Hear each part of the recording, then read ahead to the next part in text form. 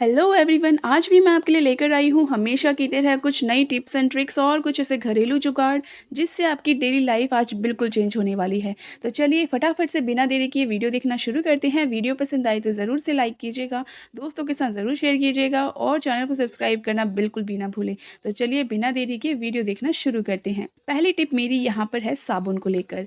जब कभी भी हम घर में साबुन यूज़ करते हैं तो उसके छोटे छोटे पीसेस अक्सर बच जाते हैं। बहुत से लोग तो इनको फेंक देते हैं, कुछ लोग इन टुकड़ों को बचा लेते हैं और छोटे-छोटे काम में यूज़ करते रहते हैं। लेकिन अगर आप भी इन छोटे टुकड़ों को फेंक देते हैं ये सोच के कि अब ये छोटे पीसेस रह गए हैं, बड़े नहीं रहे, ये साबुन बेशक छोटा हो गया है लेकिन फिर भी बहुत यूज़फुल है। तो इसे बेकार समझ के फेंकने की जगह ना आप कितनी अच्छी तरीके से इनका कई तरीके से यूज़ कर सकते हैं, वो मैं आपको इसमें बताने वाली हूँ। तो यहाँ पर एक सॉक्स ले लीजिए, कोई भी पुराना जो आप यूज़ ना करते हो, उसको अच्छे से साफ़ कर लीजिए। अगर साफ़ नहीं भी करेंगे तो भी चलेगा। सारे के सारे पीसेस जो टुकड़े साबुन के हैं इसमें डाल दीजिए। अब इस पे एक गाँठ लगा दीजिए ताकि ये साबुन के टुकड़े बाहर ना निकले। रबर बैंड है तो रबर बैंड लगा दीजिए, वरना अगर सॉक्स बड़ा है तो गाँठ लगाना बहुत ईज़ी रहेगा। तो यहाँ पर मैं इसको गाँठ लगा देती हूँ। अब इसका यूज़ कैसे करना है वो भी देख लीजिए। सारे के सारे साबुन के टुकड़े इसमें आ गए हैं, इनको अच्छे से ऐसे फैला लीजिए। तो चलिए अब इनको यूज़ करने का तरीका मैं आपको बताती हूँ। हम क्या करेंगे, पहले थोड़ा-सा इसको गीला कर लेंगे। तो मैं यहाँ पर इसको थोड़ा पहले गीला कर लेती हूँ। इसका कितनी अच्छी तरीके से टुकड़ों का यूज़ कर सकते हैं आपने सोचा भी नहीं होगा। चाहे तो आप इसे ना बॉडी वॉश की तरह यूज़ कर सकते हैं। यानी कि इससे आपकी साबुन भी अच्छे से बॉडी पे लग जाएगा, जैसे कि हाथों पे, पैरों पे, एड़ियों पे, जिन जगहों पे सफाई नहीं हो पाती, क्योंकि जो सॉक्स है वो अच्छे स्क्रबर का इस्तेमाल करेगा।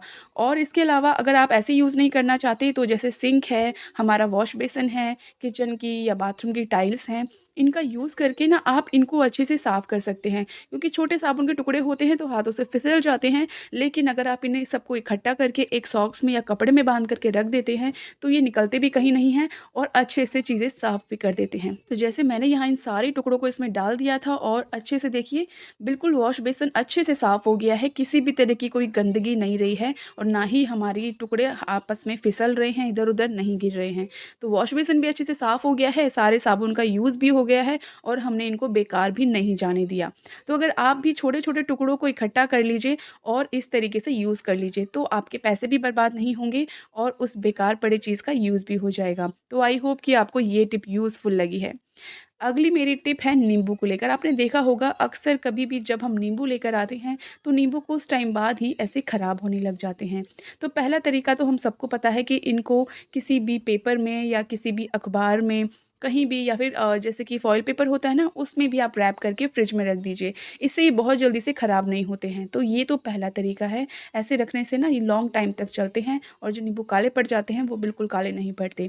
इसमें मैं आपको एक दूसरी ट्रिक भी बताने वाली हूँ। जैसे कि एक तो ट्रिक ये हो गई कि नींबू ख़राब नहीं होंगे, दूसरी ट्रिक ये है कि जब कभी भी हम नींबू यूज़ करते हैं ना, तो कैसे हमको नींबू पानी बनाना हो, गर्म पानी में हम नींबू काट के डाल देते हैं ताकि फ़ैट रिड्यूस हो।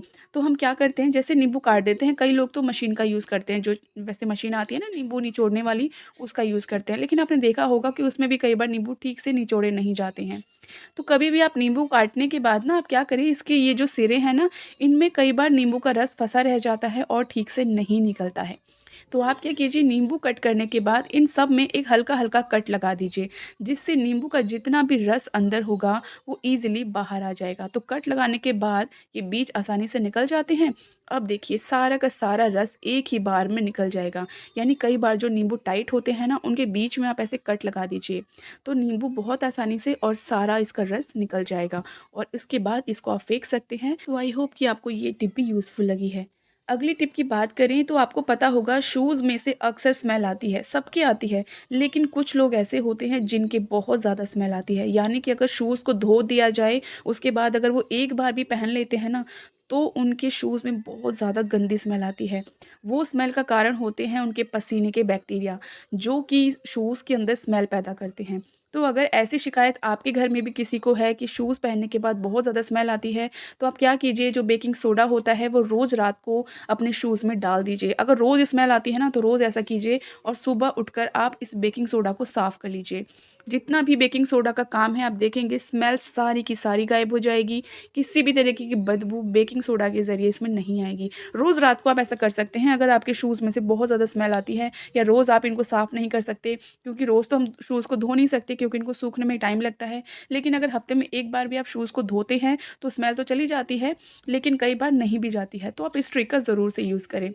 अगली ट्रिक मेरी यहाँ पर है इस तरीके की स्टील की बॉटल्स को लेकर। आपको पता होगा इन स्टील के अंदर हम चाय, दूध जो भी रखते हैं, उनकी धीरे-धीरे करके नीचे तले में ना परत जमने लगती है, जिसको साफ़ करने के बाद भी निकलती नहीं है, क्योंकि इतना नीचे तक तो हाथ किसी का नहीं जाता है। तो हम क्या करेंगे, यहाँ पे फॉइल पेपर का यूज़ करेंगे। जो भी एल्युमिनियम पेपर रोटी, पराठे लपेटने में आप यूज़ करते हैं ना, उसकी छोटी-छोटी गोलियाँ बना लीजिए। तो मैंने यहाँ पर इन फॉइल पेपर की ये छोटी-छोटी 2 गोलियाँ बना ली हैं। ये बहुत अच्छे से ना क्लीनर का काम करती हैं। तो जैसे हम क्या करेंगे, यहाँ पे गोलियाँ डालने के बाद इसमें गर्म पानी डाल देंगे। गर्म पानी अच्छे से गर्म होना चाहिए, गुनगुना नहीं होना चाहिए। तो गर्म पानी इसमें आधा ग्लास डालने के बाद इसके ढक्कन को बंद कर दीजिए। उसके बाद आप देखेंगे कि ये कितनी अच्छे से साफ़ हो जाता है। थोड़ा-सा इसको शेक कर लीजिए कुछ सेकंड्स के लिए, ताकि जितनी भी तले में, साइडों में जो परत जमा है अक्सर चाय की, ये जल्दी से दाग निकलते नहीं हैं। तो इसको अच्छे से ना इस तरीके से शेक कर लीजिए। शेक करने के बाद आप खोल कर देखेंगे, हमने जो इसमें गर्म पानी डाला है उसका कलर ही चेंज होगा। इसका मतलब ये है कि जितनी भी परत नीचे जमा थी या साइडों में कहीं भी लगी थी, वो अच्छे से निकल गई है। ये देखिए, फॉइल पेपर के साथ देखिए इसका कलर कितना चेंज हो गया है और ये तला बिल्कुल साफ़ हो गया है। ये देखिए पानी कितना गंदा हो गया है। अब क्या कर सकते हैं, इसके बाद आपको नॉर्मल जैसे भी आप धोते हैं ना, बिल्कुल वैसे ही इसको साफ़ कर लीजिए। जैसे कि आप साबुन वगैरह से या विम वगैरह से बर्तन को साफ़ करते हैं, बिल्कुल वैसे ही साफ़ कर लीजिए। इससे अब इसमें किसी तरीके की स्मेल भी नहीं रहेगी और ये अच्छे से क्लीन भी हो जाएगा। ख़ास तौर से चाय के दाग ना बिल्कुल भी नहीं जाते हैं। नीचे-नीचे धीरे-धीरे करके ये दाग जमते जाते हैं और इनकी एक लेयर जमती जाती है और आपने देखा होगा उसके बाद इसमें से स्मेल आना शुरू हो जाती है। धोने के बाद भी स्मेल नहीं जाती। तो आप फॉइल पेपर का यूज़ करके इसकी परत को भी ख़त्म कर सकते हैं और जब परत ही नहीं रहेगी तो स्मेल भी नहीं आएगी। लेकिन धोने के बाद ये काम आप ज़रूर करें। इसको ना उल्टा करके रखने की जगह ना आप इस तरीके से सीधा रखें। इससे इसमें जो भी थोड़ी बहुत स्मेल भी होगी ना, वो भी चली जाएगी। बिल्कुल इसमें स्मेल नहीं रहेगी। या फिर इसका आप कभी-कभी यूज़ करते हैं ना, तो जब ये पानी सूख जाएगा तो इसमें टिश्यू पेपर या न्यूज़पेपर डाल के रखें, तो इसमें फिर बिल्कुल भी स्मेल नहीं रहेगी। अगली टिप मेरी है यहाँ पे सिंक को लेकर। सिंक हमें हम रोज़ बर्तन धोते हैं, रोज़ साफ़ करते हैं, लेकिन आपने देखा होगा फिर भी इसमें से ना स्मेल आती ही रहती है। तो आप क्या कीजिए, इसको साफ़ करने के लिए बेकिंग सोडा का यूज़ कीजिए। तो मैं यहाँ पर बेकिंग सोडा डाल देती हूँ। रोज़ अगर आप नहीं कर सकते ना, तो हफ्ते में 1 या 2 बार आप कर लीजिए। इससे सिंक में से स्मेल आना बंद हो जाएगा और इसमें 2 चम्मच हम विनेगर डाल देंगे। तो जैसा कि आपने अभी पहले वाली टिप में देखा कि हमने जूतों में सोडा डाला था, जिसकी वजह से सारी स्मेल चली जाती है। तो बिल्कुल उसी बेकिंग सोडा का हमने भी यूज़ इसमें किया है, ताकि इसकी सिंक की सारी स्मेल भी चली जाए, और विनेगर का यूज़ यहाँ पर क्लीनिंग के लिए किया है। तो आप देखेंगे कि धीरे-धीरे करके आपकी सिंक की सारी स्मेल एकदम से चली जाएगी। तो आई होप कि आपको ये टिप भी यूज़फुल लगी हो। उसके बाद हम इसको अच्छे से साफ़ कर लेंगे। इसको साफ़ करना इसलिए ज़रूरी है अच्छे से, क्योंकि आपने देखा होगा बेकिंग सोडे को अगर अच्छे से साफ़ नहीं करेंगे ना, तो उसके वाइट-वाइट स्पॉट निशान से रह जाते हैं। तो इसको अच्छे से क्लीन कर लें। इसके बाद इसमें बिल्कुल भी स्मेल नहीं रहने वाली है, और हो सके तो ना इसमें जहाँ पे सिंक में पानी जाता है ना, यहाँ पे गर्म पानी का भी यूज़ करें। इससे फिर इसमें किसी भी तरीके की कोई चिकनाई नहीं रहेगी। तो दोस्तों, ये कुछ ऐसी टिप्स थी जिनका इस्तेमाल करके आपकी डेली लाइफ़ बिल्कुल चेंज हो सकती है। तो आई होप कि आपको ये सारी टिप्स पसंद आई होगी। वीडियो पसंद आई हो तो ज़रूर से लाइक कीजिएगा, दोस्तों के साथ ज़रूर शेयर कीजिएगा, और चैनल पर पहली बार आए हैं तो चैनल को सब्सक्राइब करना बिल्कुल भी ना भूलें। Bye bye.